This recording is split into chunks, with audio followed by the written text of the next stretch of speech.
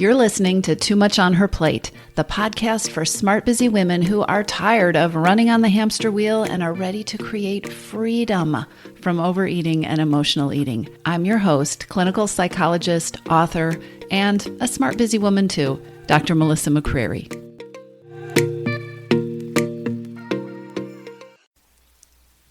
Hello, hello. How are you? I am feeling bright and I'm feeling optimistic this morning. It is a beautiful late summer day here in the Pacific Northwest, and I just got back from a run. The air outside has that quality that happens at the end of the summer where it's beautiful and sunny and warm, and you know it's going to be a gorgeous day, but it also has that crispness underneath it. I don't know how else to describe it, but you know what I mean? That feeling where you can just tell that fall is on the way. And fall is one of my favorite seasons. I like the start of all of the seasons, but fall just has this feeling of crispness, and I don't know, maybe it's the back to school thing, but it just has this feeling of a new beginning or a fresh perspective, which is also what I want to talk to you about today. Overeating and emotional eating, even though you probably believe this in your head, and maybe you've told yourself this over and over again, but these aren't patterns that you dissolve by slapping yourself on the wrist or giving up sugar or just declaring to yourself that, you know what, from now on, I am not going to enter the kitchen after 7 p.m. If you want to create real freedom from overeating, then it means that you have a puzzle to solve. A puzzle that involves understanding the reasons that food has the power that it does in your life, and then taking deliberate steps to create a better relationship with food, a relationship with food that actually works for you. That is how you end struggles with food, instead of constantly fighting to control your struggle with food. That's how you end them. And we could probably end the podcast right there because that's really important. A key piece of ending those struggles is what I'm going to talk to you about today. So let's talk about why it is so important to transform your mindset and do something that I call divorce deprivation, if what you want is to leave battles with food and maybe even the scale behind you. So if you write anything down today, write this down. Create transformation, not deprivation. See, the problem is that when it comes to changing your relationship with food and tackling overeating and emotional eating, you have probably been conditioned to think in terms of deprivation, not transformation. And these are two incredibly different sets of thoughts and beliefs, which will lead you down to extremely different paths. Different sets of thoughts, which lead to different sets of feelings, which lead to different motivations, and which are ultimately going to give you very different results.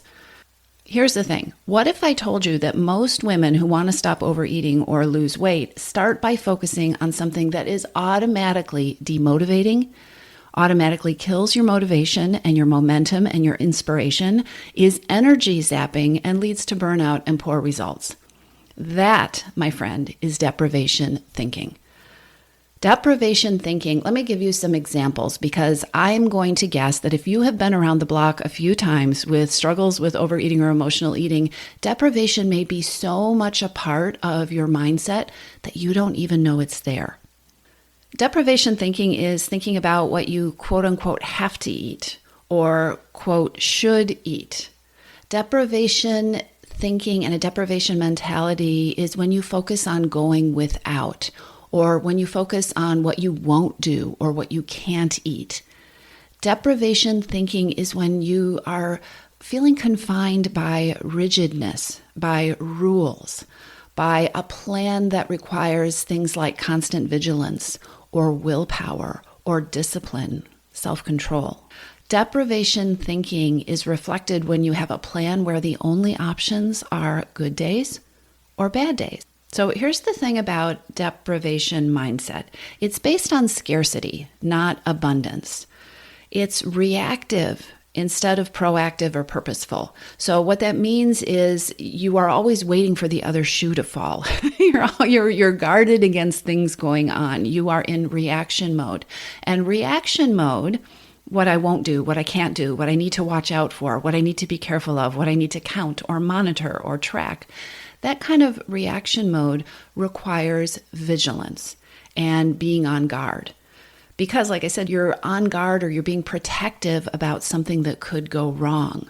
And being in that mindset all the time leads to feeling out of control, feeling tired of being in control all the time, feeling stressed, feeling deprived, and ultimately a deprivation mindset and a deprivation approach to tackling overeating and emotional eating leads to burnout.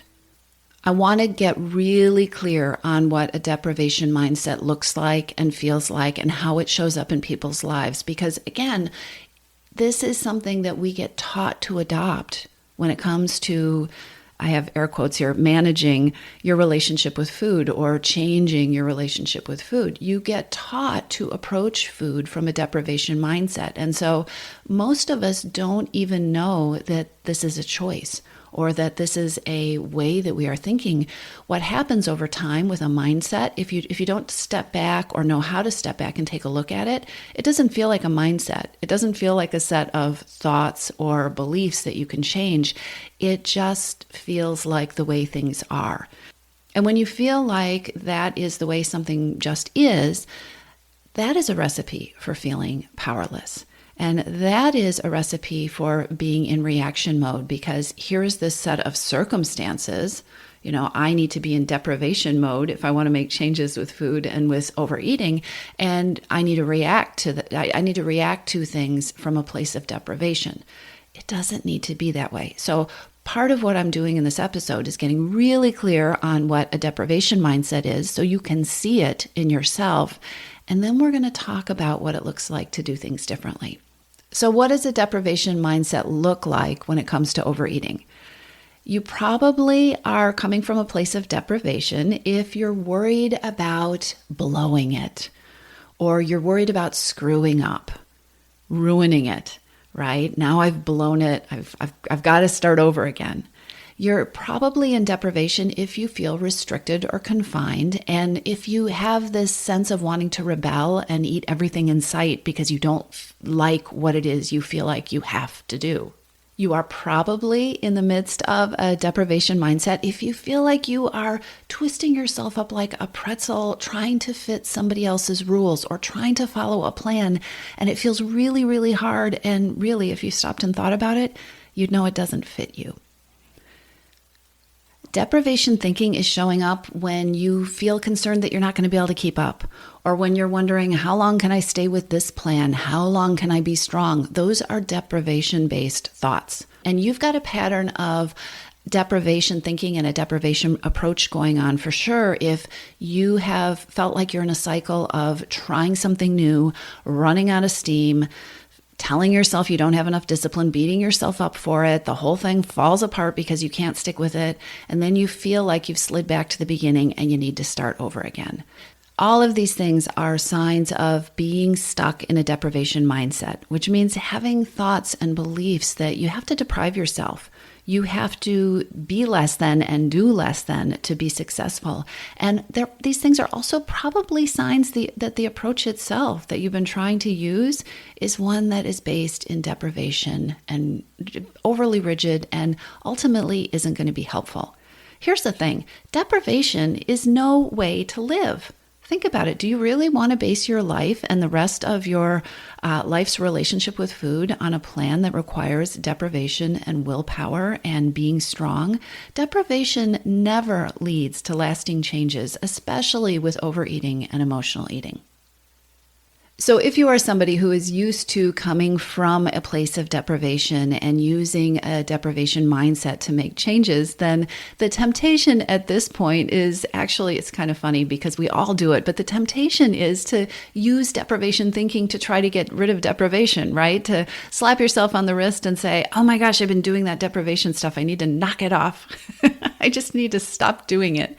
But there is a much better path forward, one that actually feels good and that actually, instead of burning you out and leading you to feel more tired as you do it, a path forward that can build momentum and build positive energy every time you take action on it. And that is the path that I call the transformation path.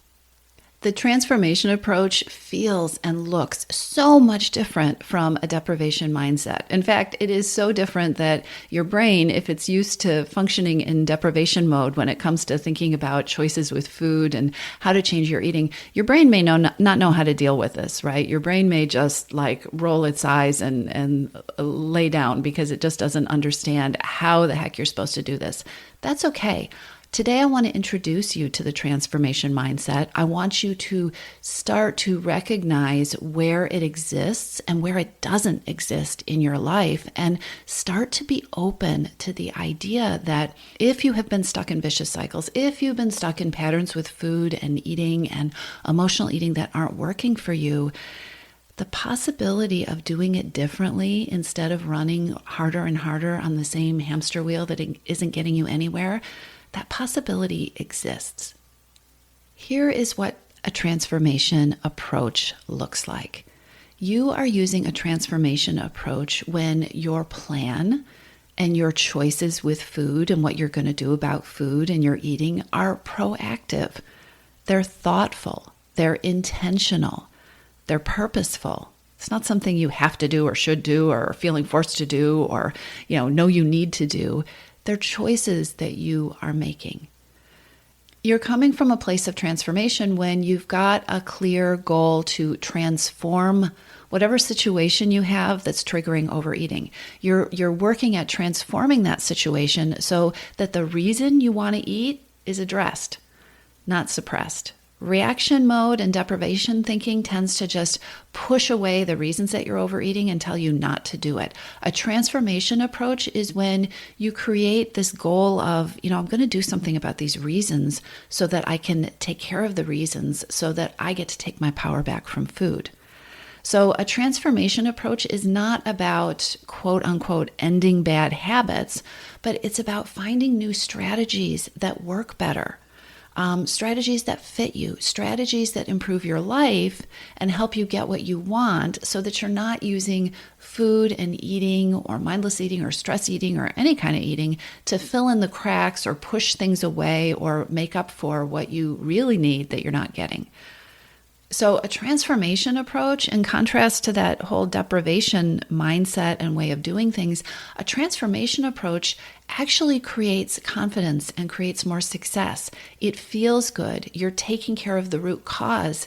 You're being purposeful about the changes that you're making, and you're feeling better and better the more you do it, instead of more tired and more burnt out and wondering how long you can be strong or have enough discipline to keep going. Let me give you some signs that you are coming from a place of transformation or you're approaching things with a goal of transformation instead of deprivation.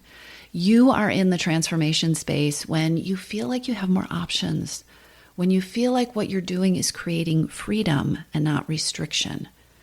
If you're feeling empowered by what you're doing, if what you are doing is leaving you feeling more confident and stronger rather than like you're holding on for dear life and wondering how long you can do it, that's a sign that you are in a place where your thoughts are aligned with transformation and you are approaching things from a place of really transforming your relationship with food. Your actions in a place of transformation should be creating more ease. It should be making your life easier, not more stressful. Because remember, you are approaching your overeating by looking to transform the things that are triggering it in the first place, or looking to transform the way you approach the things that are triggering it in the first place. One of the things that participants in my group coaching program often say is they know that they've gotten in the groove with this whole transformation piece when it feels like they're moving forward and growing and succeeding, and it feels good. And often they'll say, you know what, it's surprising. It's like easier than I thought it was going to be. I thought I was going to be struggling and working really hard and having to really have some grit to be doing this. And this is feeling really good. So there's this positive cycle that gets created and that starts to grow when you're in a place of transformation and when you're approaching things with this philosophy and mindset of transformation. Your energy is increasing, your enthusiasm is increasing, your motivation is increasing every time you move forward, and that leads to an organic kind of momentum. that just doesn't happen when you are struggling with overeating and emotional eating and you're trying to apply this deprivation, I just will be strong and not do it approach. Here's some more signs of transformation thinking and a transformation approach to overeating. Let me warn you about this. If you have spent a very long time, as most of us have at some point or another, if you spend a very long time in a deprivation mindset, if that is the only approach to changing your eating that you have ever known, then another diagnostic sign that you are in a place of deprivation is that you're going to catch yourself rolling your eyes as I describe this transformation stuff. Because from a place of deprivation, the idea of creating real transformation in your relationship with food, it seems impossible. It is so different from that idea that I just need to be tough, I just need to be strong, I'm going to struggle with this forever. All deprivation thinking. Transformation is so different from that your brain is going to have a really hard time wrapping itself around this idea. And it may even seem like this is crazy and impossible and nothing you can ever achieve. And that's okay, because part of learning how to shift your mindset is first opening the door to the idea that A, you have a mindset, that deprivation is not a reality, it is a choice, and B, that there are other options, that you can start to move in a different direction than the direction or the hamster wheel that you've been running on. So more signs of transformation. You are in a place of transformation. You are transforming your relationship with food when you're growing in positive ways. You are not focused on fixing a problem, but on growing and strengthening solutions, right? Because you're looking at, these are the reasons that I've been eating. These are the things that are triggering overeating. These are the feelings that maybe I need to get some help with, or these are the places where I could use some assistance in growing new strategies. I'm going to get stronger in those areas so that I'm not so reliant on reaching for something to eat anymore. The strategies that you're using in a place of transformation are ones that fit you, or you're working to make your plan or your approach fit you better, instead of that idea of contorting yourself like a pretzel, trying to fit in, trying to be rigid and fit into a deprivation model. A huge sign of a transformation approach is that you don't have to be perfect. Guess what? You're not, we're not, none of us are, and we're never going to get it perfectly. But a deprivation approach really requires perfection. It's all or nothing. You're really on track or you've blown it. You are moving towards transforming your relationship with food when you've accepted the idea, or you're working on accepting the idea, that you don't have to be perfect. You get to be curious about why certain things don't work or why you didn't work on certain things, and make adjustments as you go on. So you're using your wisdom, you're connecting with yourself and your own inner wisdom to be curious about what works and what doesn't work, and then to create the next step that works for you. This is how you transform your relationship with food, and this is how you create real, lasting change. So another landmark of a transformation mindset and a transformation approach is that it's not just the end goal that feels good. The path itself is enjoyable and actually creates joy and ease in your life. Peace with food and freedom from overeating, they transform your life. They make things easier. They do not weigh you down or stress you out or make life harder. That's what diets and deprivation do. And that is why it is so important to start working on and thinking about and shifting toward divorcing deprivation. Descriptions are great, but let's get down to the nitty-gritty. Let me give you a story that I'm using with permission from someone that I have worked with. Let me describe how this shift from a deprivation mindset to a transformation mindset, how that can show up, what that looks like, and what that can result in. So the client I'm going to tell you about today, somebody I worked with a few years ago, and I'm using her story with permission. However, I've changed her name to protect her privacy. So for the purposes of this podcast episode, we're going to call her Mary Ann. Marianne, when I first worked with her, was a 50-year-old owner of a business that was growing. It had really taken off, actually. It was very successful, and was taking more and more of her time. And at the time I first met Marianne, she was overwhelmed. She was stressed. She was pretty irritated with herself, actually pretty frustrated with herself, and had put on 30 pounds that she was not happy about. Nothing she tried to do to make changes with her eating or with the scale was working. She had kids that were leaving the nest. She had a marriage that was important to her. She had this business that was taking up more and more of her time. And she really was feeling like, well, talk about reaction mode. She was very much feeling like her life was running her and not the other way around. One of the things that I remember her describing to me was that her life just felt like it had become managing these to-do lists, these never-ending to-do lists that actually not only never ended, but they overlapped. And it felt like she was just running around taking care of everybody else's needs, everybody else's priorities, her employees, her clients, her husband, her kids. And she didn't have the time or the energy to think about what might be good for her, let alone the time or energy or space to actually act on it. And so what she had created, and this was actually fairly new in her life, she had picked up this sugar craving and this sugar habit. She was buying candy and she was just kind of grazing on it nonstop. And that was where she saw that extra 30 pounds having come from.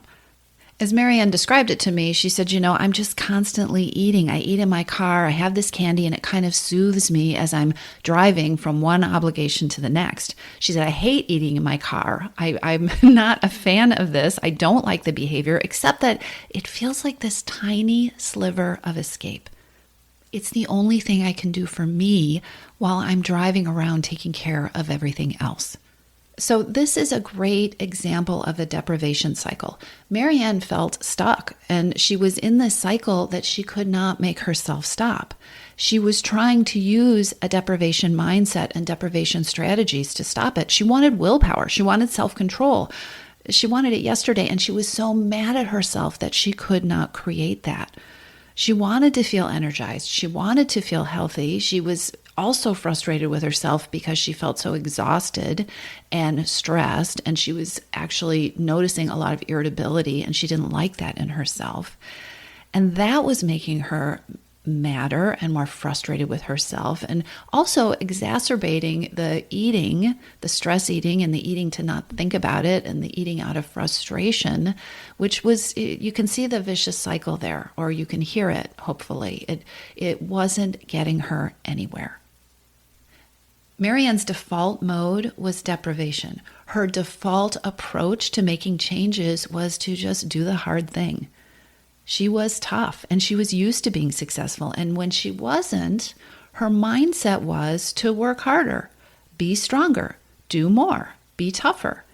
Marianne was absolutely stuck in a deprivation cycle that I'm sure a lot of you recognize. It was exhausting her.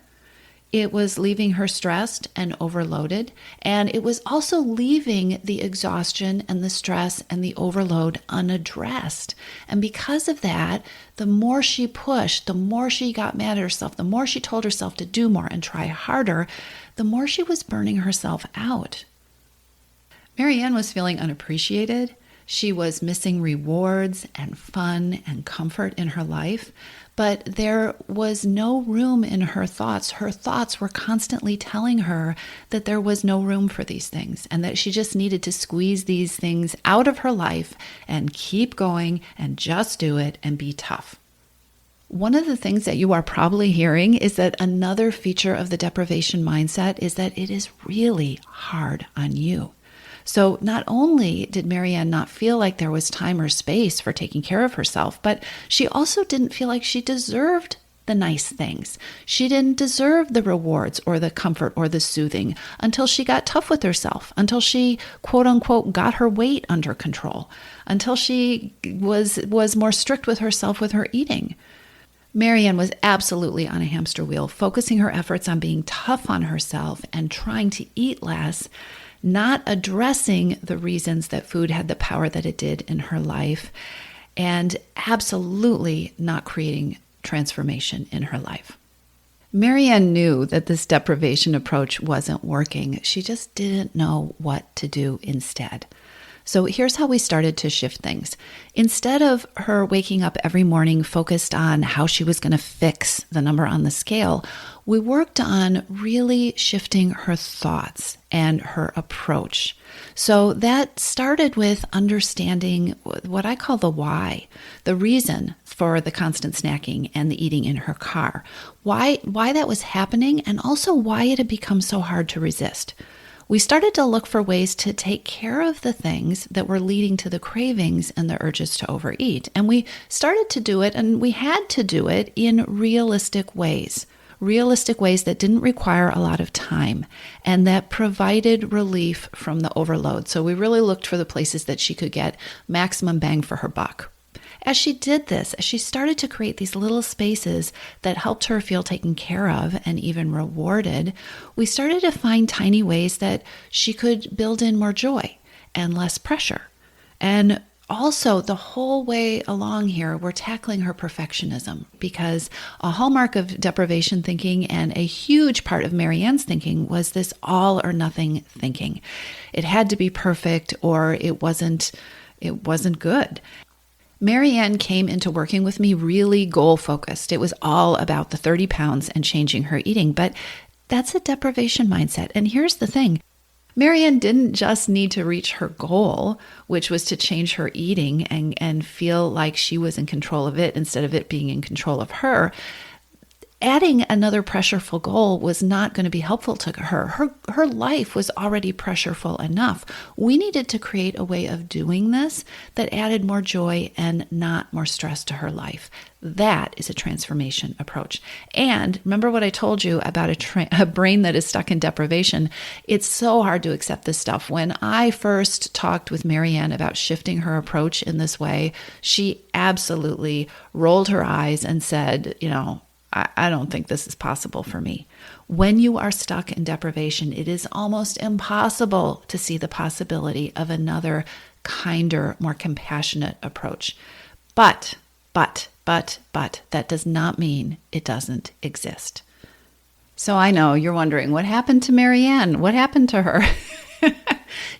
As she started to pay attention to what she needed and what was causing the sugar cravings and why food had the power that it did, she did get more in touch with how miserable this cycle was making her. And she began to buy into more of the need to transform her life and to take better care of herself. And yes, she only had teeny tiny pockets of time to do that, but sometimes the act of just paying attention to what's important, just acknowledging that I'm tired, I'm exhausted, I need something here, that is the first fundamental act of self-compassion, and sometimes that starts to make a difference.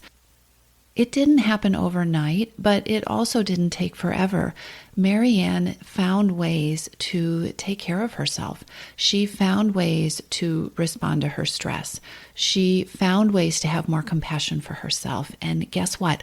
Over time, those cravings for sugar, she didn't have to fight them anymore because they went away. She stopped thinking about buying the candy when she was at the store, and the weight came off. She didn't struggle to get the weight off. The weight came off. Here's the thing about a real transformation approach, though. What I will always remember is a conversation that I had with Marianne where she said, I got my spirit back. I thought you were going to just teach me how to control things and how to get my control back, but I got my spirit back. I feel at peace. I like my life now. That is the difference between a deprivation and a transformation approach. In the next episode, I'm going to guide you through a process for switching your own brain from deprivation mode to one that's focused on creating transformation. But before we could do that, it's really important to get clear on the difference. Brains like to keep doing what brains have always done. So if you are, like most people, used to thinking in deprivation mode, I want you to just become more aware of it. Notice the thoughts that come up. Notice where it feels restrictive and difficult. Notice any thoughts or beliefs you have about feeling deprived if you change your eating. And even if it's difficult, and it probably will be, I want you to start being curious about the process of transformation. Ask yourself, what would it feel like to feel powerful and confident with food? That's all. Just ask the question. I'll talk with you soon. If you're ready to lose your overeating and emotional eating habits, and you are ready to step into a relationship with food that fits you, one that doesn't rely on willpower and deprivation, then now is the time to join your missing piece. Enrollment is open, and this is the perfect time to join me. Go to toomuchonherplate.com/freedom, or just click on the link in the show notes. Your Missing Piece is the program where I show you step by step how to create freedom from overeating with a unique combination of psychologist-designed, personalized work with me, coaching, and smart strategy. You'll learn how to reclaim your power, ditch the diets, and create results that are built to last. Check it all out at toomuchonherplate.com/freedom, and I'll see you inside.